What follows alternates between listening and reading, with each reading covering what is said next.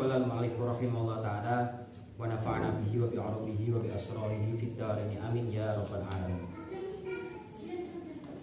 Qaluhu idza utliqa as-sana'u 'alaika walasta bi ahli fa asni 'alaihi bima huwa ahlu. Jika kau mendapat pujian sedangkan kau tidak layak atas pujian tersebut, maka pujilah Allah sebagai zat yang memang layak menyandang, yang memang ahli dalam hal dipuji. Kau tidak layak mendapat pujian karena pujian mereka sesungguhnya tidak ada padanya.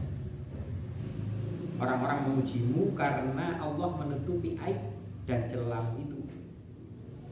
Sekiranya bukan karena karunia Allah kepadamu dan tirainya yang menutupi aibmu, niscaya kau tidak layak mendapat pujian tersebut.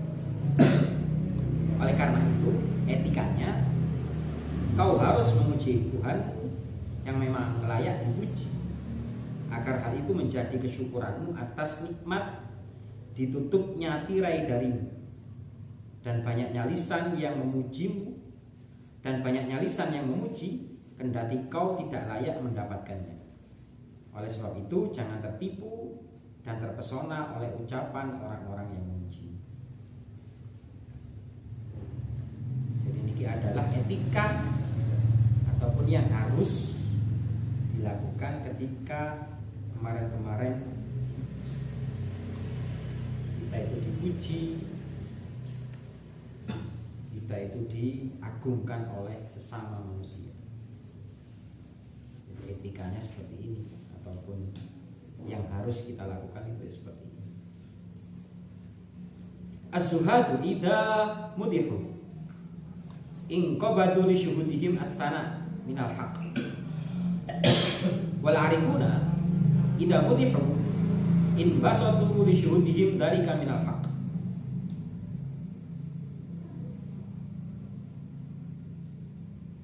Jika kaum zuhud mendapat pujian, hati mereka resah karena mereka melihat pujian tersebut berasal dari makhluk. Ketika kaum arif dipuji, hati mereka senang karena mereka melihatnya berasal dari Allah yang Maha Benar.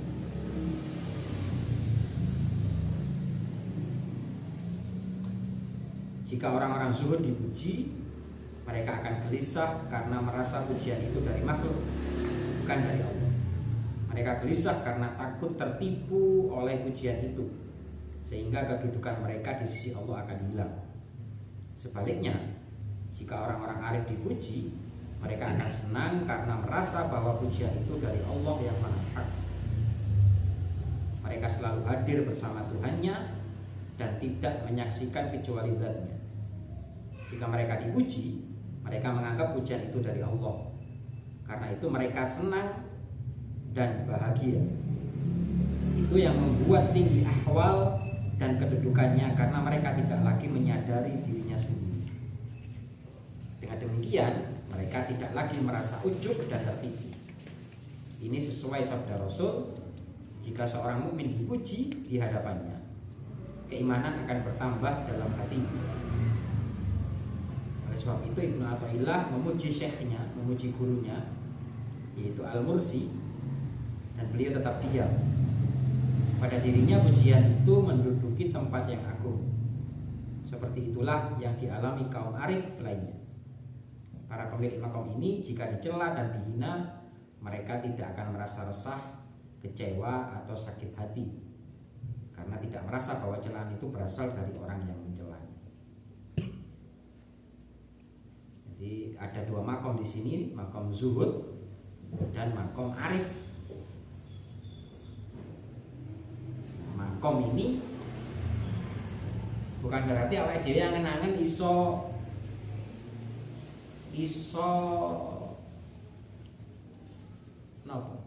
nyampe atau iso ngalami dua keadaan seperti ini, enggak. Jadi ini makom yang benar-benar dialami. Maka makom yang benar-benar fadl atau karunia teko Gusti Allah. Dadi kak saiki dadi zuhud, meneh dadi arif ndak ngono mboten. Di makom ini ya memang benar-benar makom yang rasanya sing dicap, sing diwehi Gusti Allah namane umate. Jadi zuhud ini ngati-ngati banget nih. Ngomong zuhud ini ngati-ngati. Karena biasanya kan ngoten bahwa nikmat utawa kelonggaran itu adalah nikmat sing menggelincirkan, sing dilomprong, sing mengkhawatirkan. Ini senengane wong napa salik itu cenderung di posisi yang sempit karena ya nek wong loro itu biasanya kan akeh nyebute daripada wong waras. Ini saking ngati-ngatine wong zuhud. Jadi ketika arif yo arifin atau jadab yang jadabullah, bukan jadab sing lain nih. Tukang efek kok yo elokno di macam-macam ya Pak.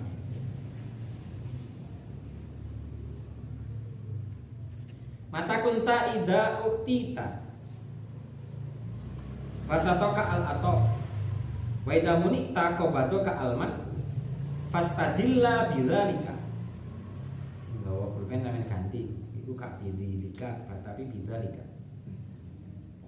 Fastadilla bidzalika ala subuti tufuliyatika wa adami sidqika fi ubudiyatika. Apabila kau gembira ketika diberi karunia oleh Allah dan kecewa saat ditolaknya, simpulkanlah bahwa itu adalah bukti dari kekanak-kanakan dan ketidaktulusan penghambaan.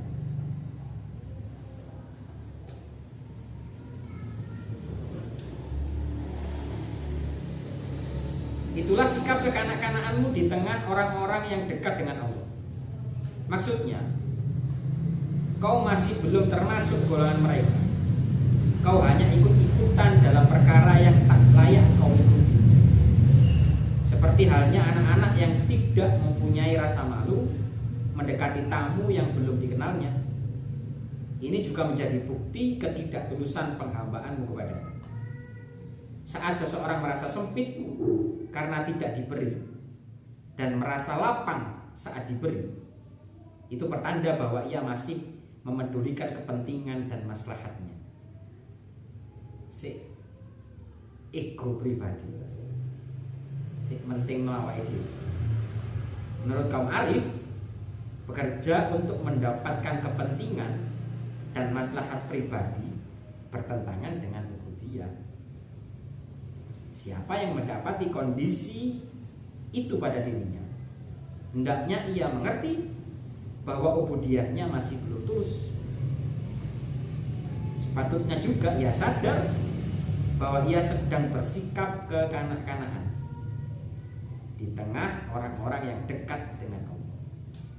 Terlebih lagi bila ia mengaku-ngaku memiliki kedudukan seperti mereka, padahal tidak demikian. Lain halnya jika kekecewaan saat ditolak Allah itu timbul karena ia takut tidak sabar dan takut melawan kuasa ilahi, akan terjadilah padanya rasa dosa. Lain halnya jika kebahagiaan saat diberi Allah itu terjadi karena ia tidak lagi mengalami rasa takut untuk tidak bersabar. Ini adalah bukti perhatian dan kasih sayang Allah kepadanya, karena ia tidak dijerumuskannya ke dalam perkara yang mengganggu kondisi.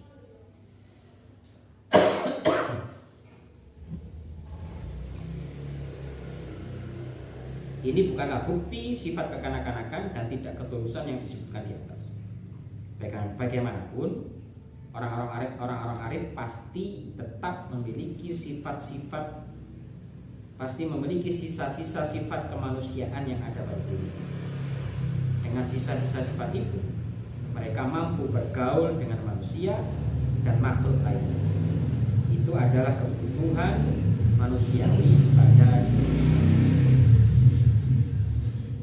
Ilhamna wallahu ta'ala a'lam bishawab.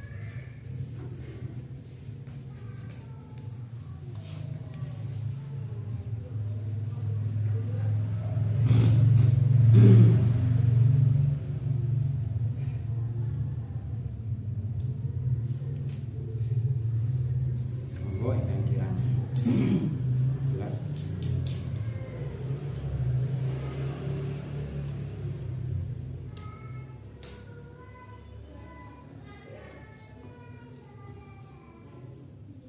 Cukup, Bro?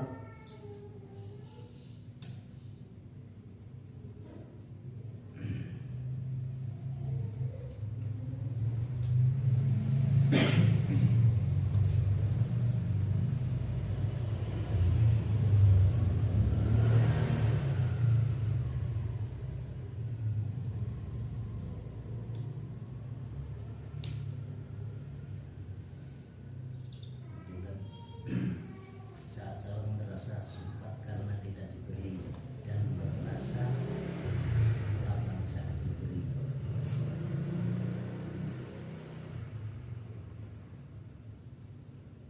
Ini pertanda bahwa ia masih mempedulikan kepentingan dan maslahat. Maksudipun maslahatnya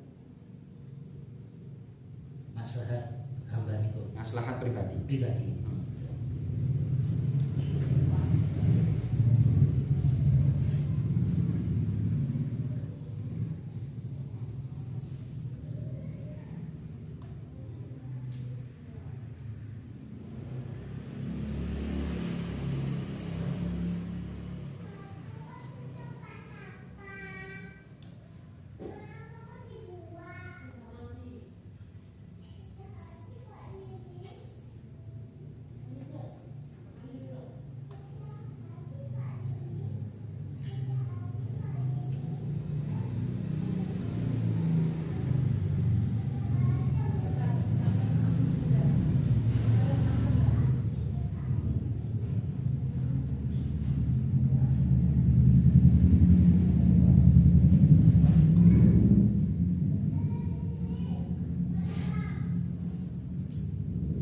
Itu nih.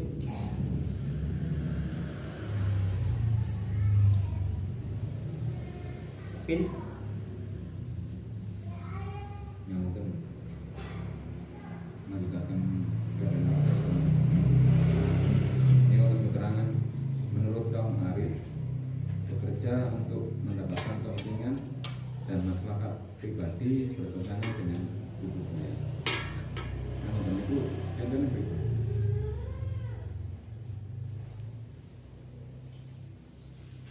Bekerja untuk mendapatkan kepentingan dan maslahat pribadi bertentangan dengan ubudiyah. Ubudiyah itu penghambaan, Pak. Ubudiyah itu mengaku sebagai hamba.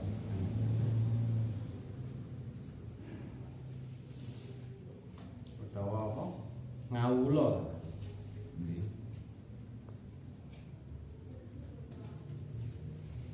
Dipilih jadi kawula itu kan sudah merupakan prestasi.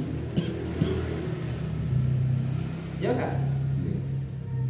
Nyatanya wong Kristen bendina krungu adan ya terus mesti gelem Islam. Wong sing krungu adan lawange ditutup.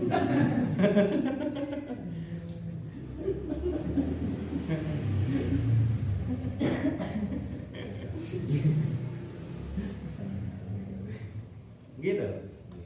Dipilih jadi kawula itu wis pilihan, wis kudro. Lah kok dadi kawula sih kepingin balesan. Gitu. Kesimpulan ini. Jadi lek kak dikai arep-arep kan. Lek dikai padang, dikai seneng.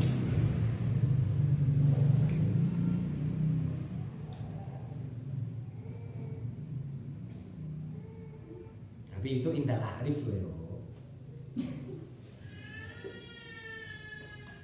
Yang perlu digaris bawahi kan indal arif.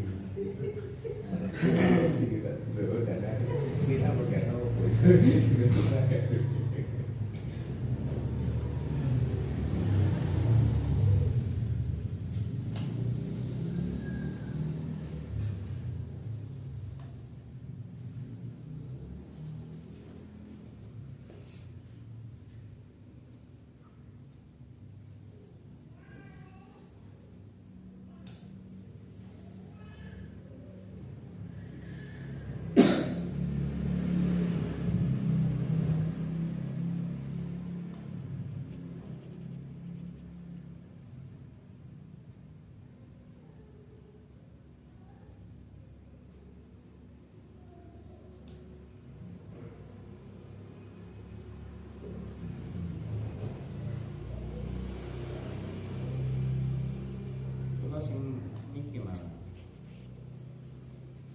itu ya kata-kata itu Sorry. orang sing diantara ahli ya itu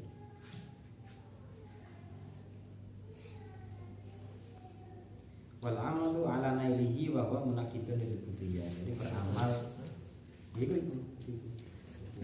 paragraf itu halaman itu kan beramal itu apa tidak sesuai dengan budiyah indal arifin. Kawan wajah dzalika fal ya'rif adama sidqihi fi budiyah. Maka ketahuilah bahwa itu tidak tulus di dalam beribadah. Wa annahu tufliyun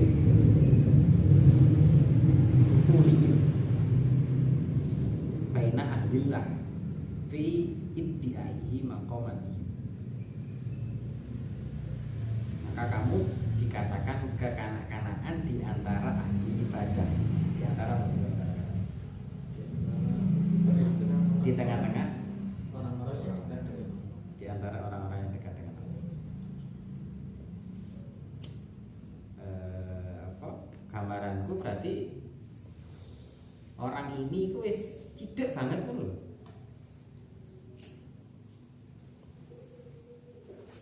Ambek ahli ini Gusti Allah. Ning iku mau cah cilik.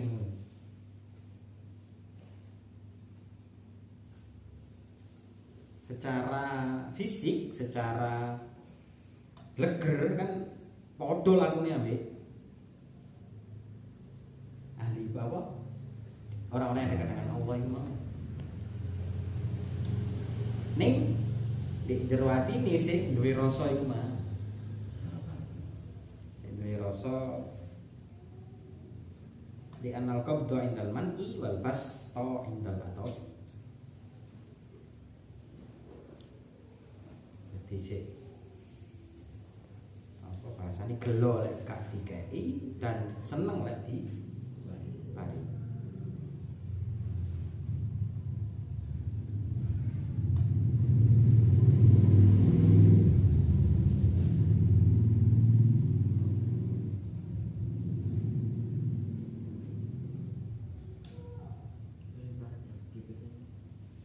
lain halnya jika kekecewaan saat ditolak oleh begitu karena ia takut tidak ada kecewa. Dola itu kan iku wis arif itu wong arif itu. Paragraf berikutnya itu Kalau yang mesti redaksinya rasa takut tidak sabar dan takut melawan kuasa ilahi akan terjadilah padanya rasa putus.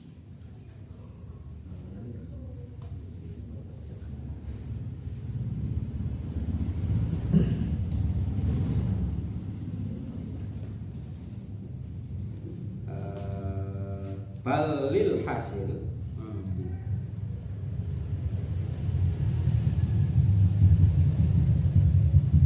bal al hasil indahu mujarrad dawana. Naam ingkana qabdahu khaufan min adami sabrihi wa muqawamatihi lil qahri al ilahi fayahsulu indahu ba'du dajrin wa kana bastuhu li'adami ruhihi fi dzalika fa fihi iktinaqun minal haqq bihi haitsu lam yuwaqi'hu fi amrin yushawwishu alaihi halu lam yakun tahlilan ala ma dzukir di anal arifina la budda min bakoya syai'in min basyariyatihim yatamakkanuna bihi min mukhalafatil khalqi wa min lazimil basyariyah dzalika fal khitabul madhkur ma'al muridin. Khitabnya ataupun subjek sing didhawuhi iki muridin ataupun rasa takut tidak sabar itu gitu.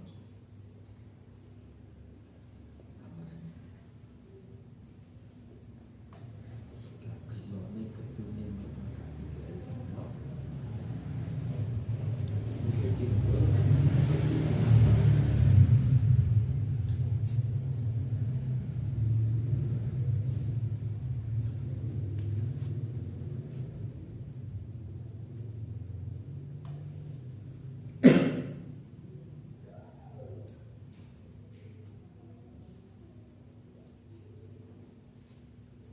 khaufan ingkana lamun ana apa kabeduhu penyegai Allah ku khaufan kuatir min adami sabihi saking ora anane sabare sapa murid ya atau man wa mutawamatihi lan langgeng iman ning krana kasren alilahi kabangsa pangeran sudah mengko hasil indahu ing dalam sandingi murid ing dalam sandingi man apa ba'du dajrin sebagiane apa dajrin apa bosan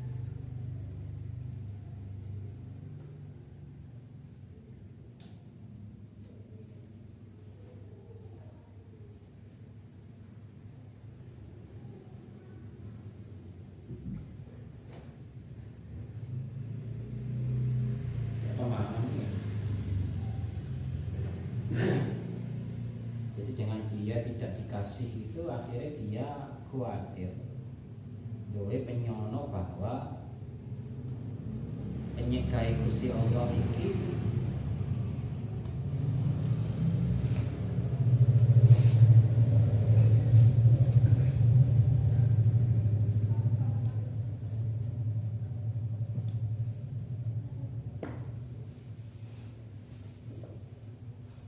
Saris pemahaman ini ya, kalau takon ini kan memang kalau si takon atau di paragraf itu pemahaman. Kalimat lain halnya jika kekecewaan saat kalau Allah timbul karena ia takut tidak sabar dan takut melawan kuasa ilahi akan terjadilah padanya.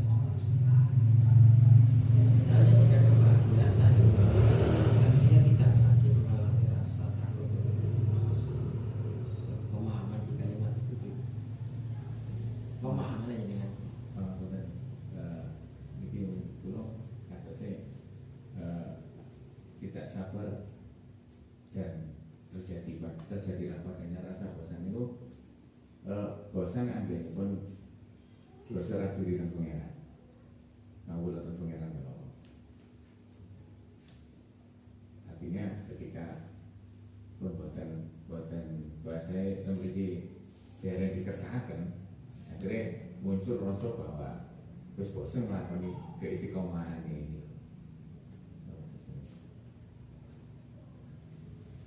dan atas muncul kemarin di kalimat itu. Jadi lain halnya ketika orang arif, ini levelnya arif di paragraf terakhir ini sudah semua arif. Lain halnya ketika orang arif ini ditolak menggih pengiran, berarti jaluk tapi gak dikai karo pengiran.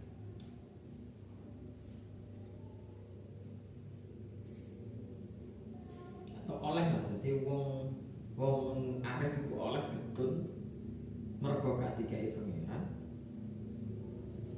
tapi getune mboten getun susah mergo gak dikai ini mboten.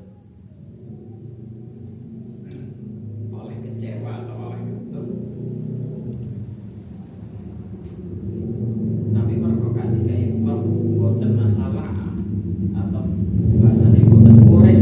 Getune mboten mergo urip mergo gak dikai, tapi getune napa mergo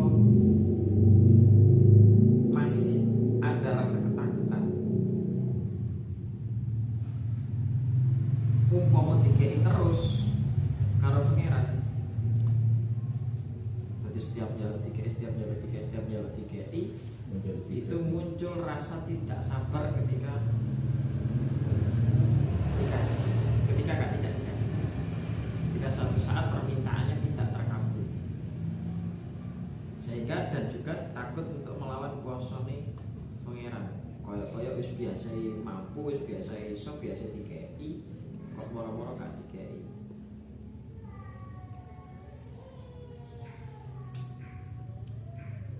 Akan terjadilah padanya rasa bosan.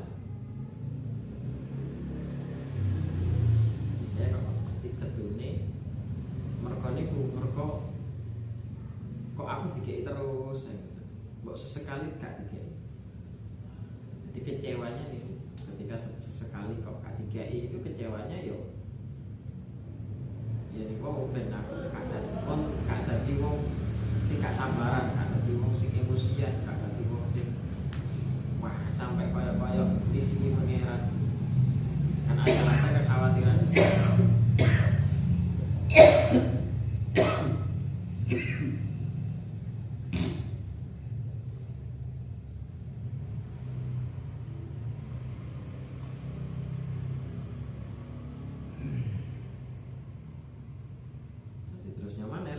Kebahagiaan saat diberi Allah itu terjadi karena ia tidak lagi mengalami rasa takut